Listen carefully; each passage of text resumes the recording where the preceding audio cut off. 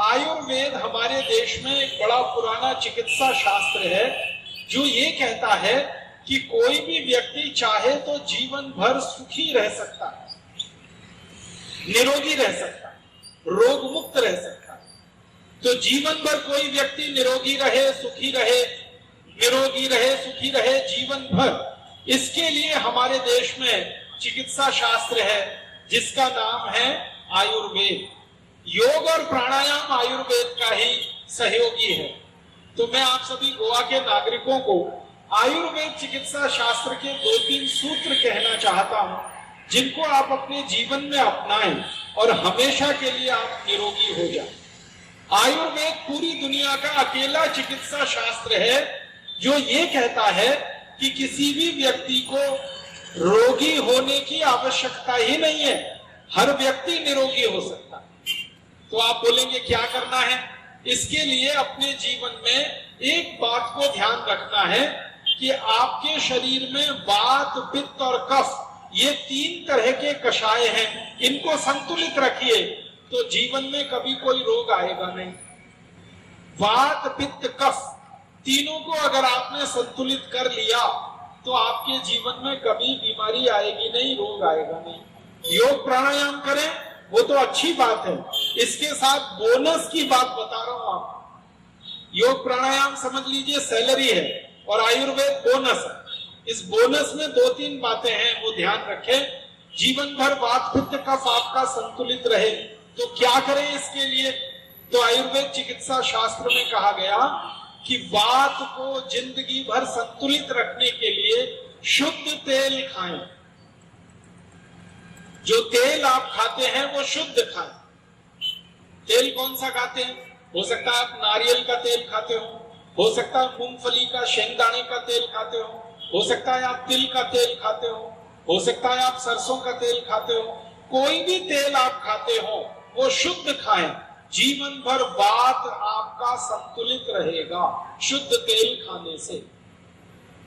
तो आप बोलेंगे ये शुद्ध तेल और अशुद्ध तेल का क्या अंतर है? ये शुद्ध तेल और अशुद्ध तेल का मामूली सा अंतर है, और वो मामूली सा अंतर है वो ये कि आप जो बाजार से तेल खरीद कर लाते हैं वो डब्बा बंद है, और ये जो डब्बा बंद तेल है इसको आजकल कहते हैं रिफाइंड तेल, डबल रिफाइंड तेल, ट्रिपल रिफाइंड तेल। तेल को जब रिफाइन किया जाता है तो उसमें बहुत सारे केमिकल्स मिलाए जाते हैं, और वो केमिकल्स तेल में इकट्ठे होकर जब मिल जाते हैं तो आपके शरीर में वो तेल जब जाता है तो वो तेल कभी भी आपको शुद्धता नहीं देता। रिफाइंड तेल शुद्ध नहीं होता, डबल रिफाइंड तेल और भी ज्यादा शुद्ध नहीं होता। तो आप ये जो रिफाइंड और डबल रिफाइंड तेल खाते हैं ये आप खाना बंद कर दीजिए, शुद्ध तेल खाइए। शुद्ध तेल का मतलब शेंगदाना लेके जाइए और तेल निकालने वाले किसी मशीन में दीजिए, तेल निकालकर जो देगा वो शुद्ध तेल। नारियल लेके जाइए, तेल निकालने वाली मशीन से उसका तेल निकलवाइए, वो तेल खाइए, वो शुद्ध तेल है। तिल लेके जाइए और उसका शुद्ध तेल निकलवाइए, वो खाइए, वो शुद्ध तेल है। ये शुद्ध तेल और रिफाइंड तेल का एक अंतर समझाना चाहता हूं। तेल को जब रिफाइन किया जाता है तो उसका जो चिकनाई वाला पदार्थ है वो निकाला जाता है, और विज्ञान की भाषा में अगर मैं आपको सरल बात समझाऊं वो ये कि तेल का जो चिकनाई वाला भाग है वही सबसे ज्यादा प्रोटीन युक्त होता है। तेल में जो प्रोटीन है वो उसके चिकनाई वाले भाग में होता है, और जब रिफाइन करने के नाम पर तेल से वो चिकनाई निकाल ली जाती है तो प्रोटीन तेल का खत्म हो जाता है, और बिना प्रोटीन का तेल पानी से भी ज्यादा खराब होता है। इसलिए आप तेल खाइए, शुद्ध खाइए। तो आपके मन में एक डर पैदा हो जाएगा जो हमारे एलोपैथी चिकित्सकों ने पैदा कर दिया है कि अगर चिकनाई वाला तेल खाएंगे तो हार्ट अटैक आएगा। मैं आपको जानकारी देना चाहता हूं कि हमारे शरीर में 2 तरह की चिकनाई होती है जिसको डॉक्टर लोग फैट्स कहते हैं। एक तो अच्छा फैट होता है और एक तो बुरा फैट होता है। अच्छा फैट है जिसको HDL कहते हैं, हाई डेंसिटी लिपोप्रोटीन, और बुरा फैट है जिसको LDL कहते हैं, लो डेंसिटी लिपोप्रोटीन। ये जो चिकनाई युक्त शुद्ध तेल होता है, इससे HDL बढ़ता है और HDL बढ़ना ही चाहिए। और ये रिफाइंड और डबल रिफाइंड तेल होता है, इससे LDL और VLDL बढ़ता है और LDL कभी भी नहीं बढ़ना चाहिए।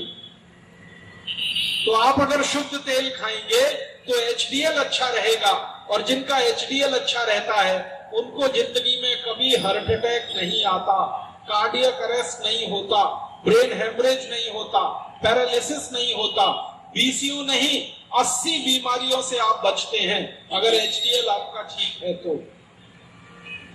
तो शुद्ध तेल खाइए, HDL अच्छा रहेगा।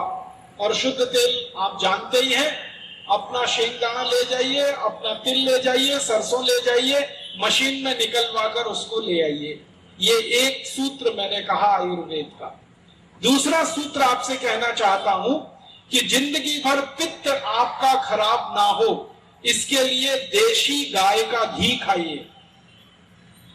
देशी गाय का घी, देशी गाय और विदेशी गाय, दो तरह की गाय होती है हमारे देश में। विदेशी गाय माने जिसके पीठ में कंधा नहीं होता, जिसकी पीठ एकदम सपाट होती है, उस गाय का घी कभी भी मत खाइए। देशी गाय का घी खाइए। देशी गाय जिसकी पीठ में ऐसे करके कंधा निकला रहता, और जिस गाय की पीठ में कंधा जितना ऊंचा होगा वो गाय उतनी ही अच्छी मानी जाती है। देशी गाय का घी खाइए, पित्त कभी भी खराब नहीं होगा, और पित्त खराब नहीं होगा तो 40 बीमारियां कभी नहीं आएंगी। Acidity, hyper acidity, ulcer, peptic ulcer, ये सब बीमारियां पित्त की खराबी से आती हैं। पित्त को व्यवस्थित रखिए, 40 बीमारियों से बचे रहेंगे। शुद्ध गाय का घी खाइए। आप बोलेंगे जी भैंस का घी खाएं तो, मशी का घी खाएं तो, मत खाइए, नहीं तो मशी जैसे ही हो जाएंगे। हमारे आयुर्वेद में कहा गया है मशी का घी सिर्फ वही लोग खा सकते हैं जो पहलवानी करते हैं, दंड बैठक लगाते हैं, जो बहुत मेहनत करते हैं शरीर से, वो लोग भैंस का घी खा सकते हैं। और एक खराब बीमारी होती है आयुर्वेद में जिसको कहते हैं भस्मक रोग। भस्मक रोग में क्या होता है, व्यक्ति को भूख बहुत ज्यादा लगती है, अभी 15-20 रोटी खाएगा, आधा घंटे में और 15-20 रोटी खा जाएगा, ऐसा रोग भस्मक रोग। उस रोग के व्यक्ति को मशी का घी खाना चाहिए। पहलवानी करने वालों को मशी का घी खाना चाहिए, बाकी सब लोगों को गाय का घी ही खाना चाहिए। तो गाय का घी खाइए, पित्त आपका ठीक रहेगा, 40 रोगों से बच जाएंगे। और तीसरा और आखिरी सूत्र है आयुर्वेद का, कफ के रोगों से बचना है अगर जिंदगी भर, तो चीनी कभी भी मत खाइए, गुड़ खाइए। ये जो चीनी है ना, शुगर, ये कफ को विकृत करने वाली सबसे खतरनाक चीज है जो आपके घर में है। चीनी खाते ही कफ की विकृति शुरू होती है, और कफ की विकृति से 28 रोग आते हैं। इन 28 रोगों में सबसे खतरनाक रोग है मोटापा, ओबेसिटी, हैवी वेट होना, जरूरत से ज्यादा वजन होना। तो जरूरत से ज्यादा जिनका वजन है, जो मोटे हो गए हैं, वो चीनी खाना तुरंत बंद कर दें। और वैसे भी चीनी खा के क्यों दिमाग खराब कर रहा है, 50 रुपए किलो है, और इसके सस्ते होने की दूर दूर तक संभावना नहीं है। भला हो हमारी भारत सरकार का और कृषि मंत्री का, जिनकी कृपा से चीनी 50 रुपए किलो बिक गई। इसलिए सस्ती होगी नहीं तो 50 रुपए किलो की चीनी खाएं, और मोटापा बढ़ता चला जाए, आपका कफ विकृत होता चला जाए, क्या फायदा। गुड़ खाइए, गुड़। और गुड़ से भी अच्छी एक चीज है, महाराष्ट्र में ही मिलती है और कहीं नहीं मिलती, काकवी खाइए। काकवी, काकवी तो आप समझते हैं, गुड़ बनाते समय जो शीरा होता है उसको बोतल में बंद करके रख लेते हैं, उससे अच्छी कोई चीज नहीं है खाने की। जहां जहां महाराष्ट्र में, गोवा में गन्ना पैदा होता है, वहां के किसान काकवी बनाते हैं अपने खाने के लिए, वही आप भी खाइए। चीनी बंद करिए, काकवी ले आइए, गुड़ ले आइए, तो कफ से आप बचे रहेंगे। शुद्ध गाय का घी खाएंगे तो पित्त से बचे रहेंगे, और शुद्ध तेल खाएंगे तो बात से बचे रहेंगे। कुल 148 रोगों से आप बचे रहेंगे अगर ये आयुर्वेद के 3 सूत्रों का पालन करेंगे। चीनी के बारे में एक बड़ी अच्छी बात कहना चाहता हूं सरल भाषा में।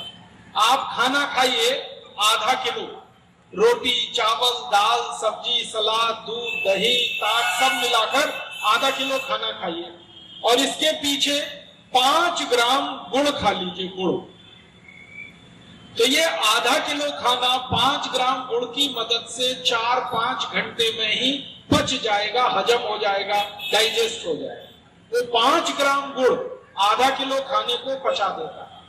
अब इसका उल्टा बताता हूं कि आप आधा किलो खाना खाइए, उसके पीछे 1 चम्मच चीनी खा लीजिए, तो ये 1 चम्मच चीनी उस आधा किलो खाने को 8 घंटे तक पचने नहीं देगी और पूरा खाना पच जाएगा। वो 1 चम्मच चीनी नहीं पचेगी और पूरे आधा किलो खाने की ऊर्जा 1 चम्मच चीनी को पचाने में खर्च हो जाएगी, फिर भी चीनी नहीं पचेगी। चीनी सबसे खतरनाक चीज है दुनिया में, जिसको व्हाइट पॉइजन कहा जाता है। ये अपने घर से निकाल के बाहर कर दीजिए।